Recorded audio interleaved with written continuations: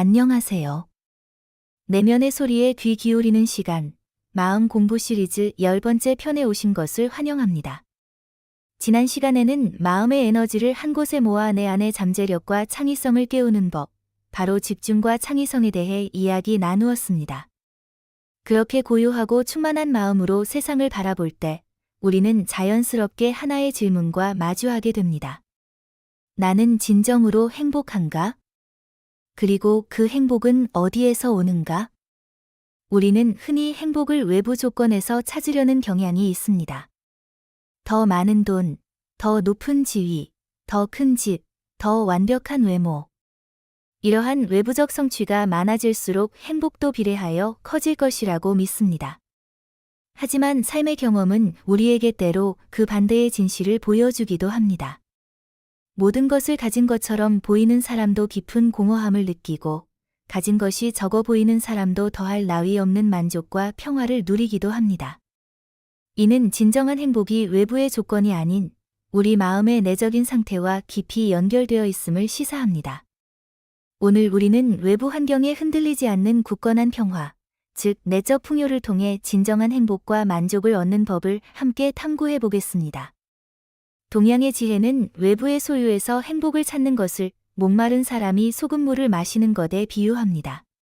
마실수록 갈증은 더욱 심해지고 결코 만족에 이를 수 없다는 뜻이죠. 진정한 행복은 바로 내면의 만족에서 온다고 가르쳤습니다. 요가에서는 덕을 쌓고 올바른 길로 살아가는 것이 내적 만족의 근원이라고 보았습니다. 맹자는 인간에게는 측은지심, 수호지심, 사양지심, 시비지심이라는 4가지 선한 마음이 있다고 했습니다. 이 선한 본성을 잘 가꾸고 실천함으로써 인, 비, 예, 지라는 덕을 완성해 나가는 것이죠. 이처럼 마음속에 덕을 품고 세상에 선한 영향력을 미끼치며 살아가는 것 자체가 가장 큰 보상이자 내적 충만함으로 이어진다고 믿었습니다. 부와 명예가 없는 상황에서도 자신의 도리와 양심에 따라 떳떳하게 살아가는 선비의 삶이 바로 이러한 내적 풍요를 보여주는 좋은 예입니다. 불교의 가르침은 한층 더 깊이 들어가 욕심과 집착을 내려놓는 것에서 행복을 찾습니다. 세상의 모든 고통은 우리의 가래와 집착에서 비롯된다고 불교는 말합니다. 즉, 이것이 없으면 나는 행복할 수 없어라는 강한 욕망과 이것을 영원히 놓지 않겠어라는 집착이 결국 우리를 불행하게 만든다는 것이죠.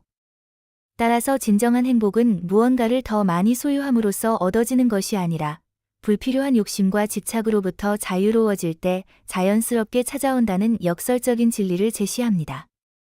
불교에는 족함을 아는 지혜라는 가르침이 있습니다. 자신의 현재 상황과 가진 것에 만족하고 감사하는 마음입니다. 우리는 현재 가진 것에 만족하기보다 늘 더 많은 것을 갈망하며 고통받습니다.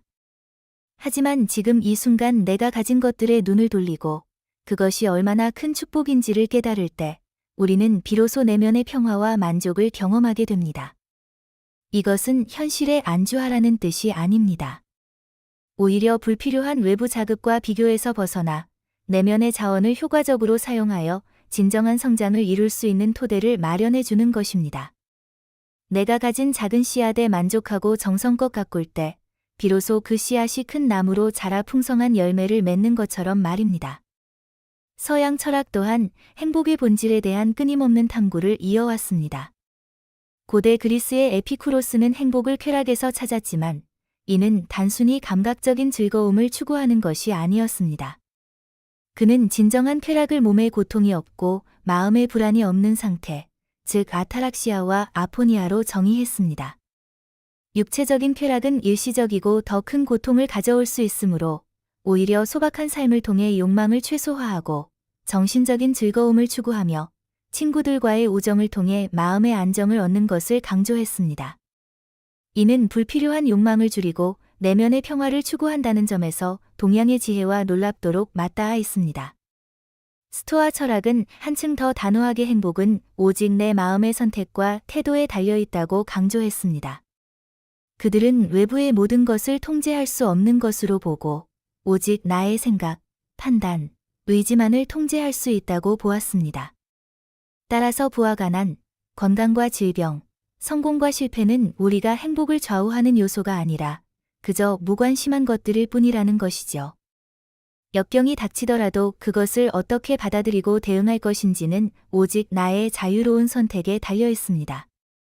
이처럼 외부 환경에 흔들리지 않는 굳건한 내면의 요새를 구축할 때 우리는 어떤 상황에서도 스스로 행복을 선택하고 평화를 유지할 수 있게 됩니다. 현대 긍정 심리학의 연구 역시 이러한 통찰을 뒷받침합니다.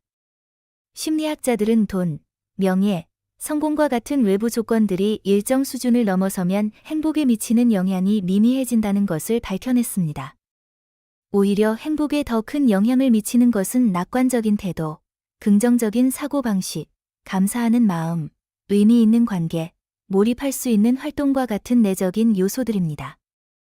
우리가 주변 환경을 어떻게 해석하고 어떤 태도로 반응하는지가 우리의 행복 수준을 결정하는 가장 중요한 요인이라는 것입니다. 즉, 행복은 외부에서 주어지는 보상이 아니라 내면에서 길러지는 능력이라는 결론에 이르게 됩니다. 자, 이제 내면의 풍요를 통해 진정한 행복을 가꾸는 구체적인 방법을 일상 속에서 실천해 보겠습니다. 이것은 마치 정원사가 씨앗을 심고 정성껏 돌보듯 우리의 마음에 행복이라는 씨앗을 심고 가꾸는 과정과 같습니다. 첫째, 감사 일기를 통해 현재에 집중하고 감사하는 습관을 갖는 것입니다. 긍정 심리학에서 가장 효과적인 행복 증진 기술 중 하나로 꼽히는 것이 바로 감사 일기입니다.